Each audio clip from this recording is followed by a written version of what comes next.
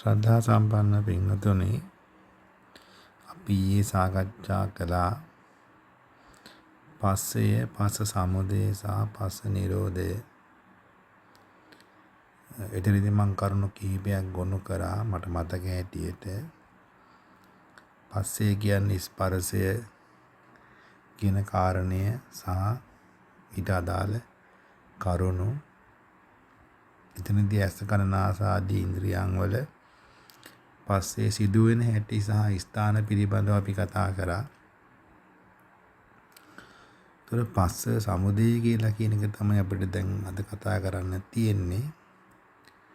පස්සේ හටගන්නේ ඇස, රූපය, ඇසෙහි දැනීම කියන මේ කරුණු ත්‍රිත්වයේ මුල් වෙලා.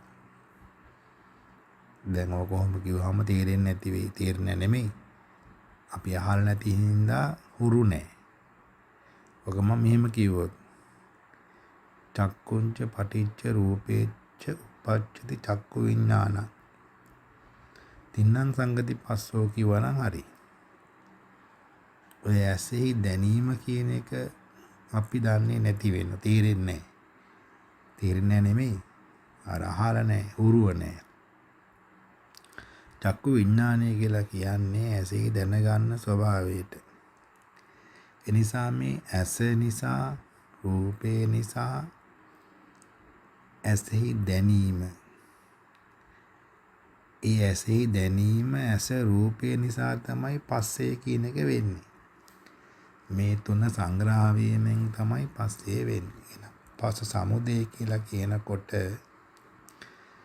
අපිට මේකේ තියෙන කාරණේ තමයි හේතුව තමයි ඇසයි රූපයයි ඇසේ දැනීම. තව ටිකක් මෙහාට එනකොට ඇස නිසා රූපය නිසා කියලා කිව්වත් ඒකට යම් අර්ථයක් අපිට වැටහෙනවා. එතකොට අන්ත දෙකනේ. එක අන්තයක් අපි කව පස්සේ. අනෙක් අන්තේ තමයි පස්ස සමුදය. දැන් පස්සේ කියලා කිව්වේ මොකටද? ඇසේ රූපය ආලෝක කිරණ හරහා ආපාතනය වීම, ප්‍රතිබිම්බගත වීම. විද්‍යා පාඩමක් උගන්වන්නේ නැහැ. හරි? සමහර අය ඔය විද්‍යා පාඩම් උගන්වනවා. වචර හිතන්න එපා. මේක බරට දාගන්න එපා, සරලව හිතන්න. අඳුරේ රූප පේන්නේ නැහනේ. හරි? ආලෝකයේ තමයි රූප පේන්නේ.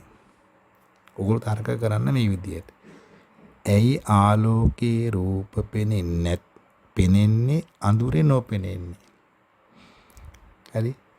උත්තරයක් කියලා මොකද්ද? ආලෝකයේ නිසා තමයි රූප පේන්නේ. හරි? ඒ කියන්නේ ආලෝකයේ සිදුවෙන යම් ක්‍රියාවලියක් නිසා තමයි මේ රූප පේන්නේ.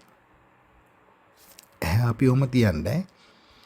එතකොට හිතන්න ඔයගොල්ලෝ ඕක තමයි ඔය ප්‍රතිබිම්බය කියයි, ආලෝක කිරණ එනවා කියයි, කිරණ එන්නේ අනිත් පැත්තට කියයි, මයි පැත්ත හරවලා බලනවා කියයි, දෘෂ්ටි විතානය කියයි, අක්ෂි කාචය කියයි. මේක විද්‍යා පාඩමක් කරගන්න එපා. හරි? මේක සරලව හිතන්න. ඇහි රූප ආපාතනය වුණාම තමයි මොකද වෙන්නේ? රූප පේන්නේ. කනෙහි ශබ්ද, දැන් බෙරයක් තට්ටු කරාම බෙරියල කනේ හැප්පෙන්නේ නැහැ නේ. හැප්පුණොත් එළියනේ හැප්පෙන්නේ. ඒක සෝත සම්පස්සයක් වෙන්නේ නැහැ නේ. එන්න මේ කන ඇතුලේ ඒ අදාළ ඉන්ද්‍රියට තැනක් තියෙනවා. ඒ තැන මොකද වෙන්න ඕනේ? ශබ්ද තරංග වදින්න ඕනේ. එකක් මෙහෙම කියලා දෙන්නම්කෝ. දැන් ඔයගොල්ලෝ කන ළඟ අත තිබ්බොත් සමහර ශබ්ද ඇහෙන්නේ. හරි? එතකොට එහෙනම් දැන් බෙරයක් ගහලා කන් දෙක වැහුවම ඇහෙන්නේ නැහනේ. එතන මොකද වෙලා තියෙන්නේ? ඒක තමයි අපි කියන වාතයේ ඇති තැනක තමයි ශබ්ද ඇහෙන්නේ. රික් එක ශබ්ද ඇහෙන්නේ. අනික හිතන්නකෝ ඇමරිකාවේ ගහන ශබ්ද අපිට ඇහෙන්නේ නැහනේ. තමයි අපේ ගෙදර 70 ගානක් යට එක අපිට ඇහෙන්නේ නැහැ. ඇයි ඒ? අර කම්පන ශක්තිය යන්න පුළුවන් ප්‍රමාණයක් තියෙනවා. ඉතින් එහාට පින්වතුනි අපිට ඇහෙන්නේ නැහැ. ඒ නිසා ඔය පස්සේ කියන එක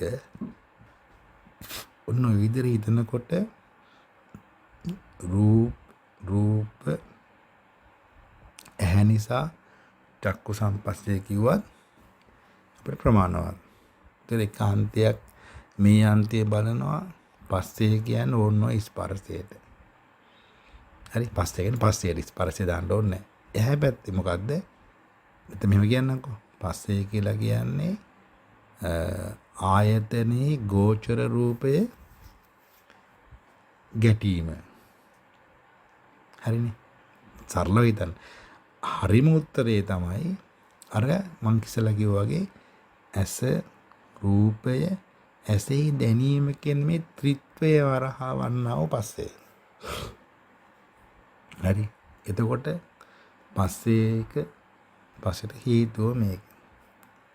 දැන් ඔය අන්ත දෙක විශිෂ්ට ඥාණයෙන් දැක්කහම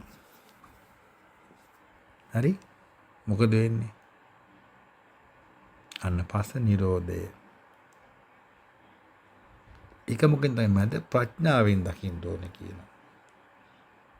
අන්තද්ද විශේෂණානේ දැන මධ්‍යයේ නොලේද මේ කාරණේ හරි මේක හරි ව්‍යාකූලයි. නමුත් අපි මේක කොහොම හරි උත්සාහ කරන්න ඕන තේරුම් ගන්න. හරි. ඉතින් මේ දෙකෝන හොඳට අවබෝධ කරපුවාම මොකද වෙනවා කියන්නේ? පස්ස නිරෝධය. හරි අන්තද්වේ නෝනින් දැකනේ මැද ප්‍රඥාවෙන් නොවැළෙනවා කියලා කියන්නේ. ප්‍රඥාවෙන් නොවැළෙන්න තැන මොකද්ද? අර පස්ස නිරෝධය. නිරෝධයි කියලා කියනකොට නිරුද්ධ වුණා කියන්නේ නැති වුණා වගේ අදහසක් අපිට තියෙනවා. එතන නැති වුණා කියලා කිව්වොත් හිස්තැනක් එනවනේ නේ. ඒක ඇත්තට පොඩි ගැටලුවකුත් අපිට එයි.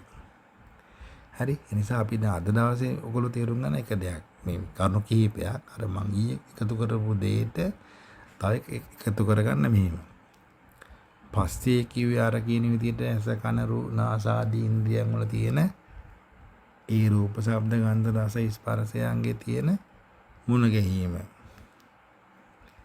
හරි ඒතර මේ මුණ ගැහිමට හේතු වුණේ ඇස රූපේ සහ දැනීම වගේ කන ශබ්දේ සහ දැනීම ඒ ටික විතරක් අපිට අද ඇති කාලය අඩුවේනේ මම මේක තව ටිකක් එහාට ගිහිල්ලා තව ටික ඉස්සර කරලා අපි මේක සම්පින්දනය කරලා ගමු කලබල වෙන්න එපා සම්මා සම්බුදු සරණයි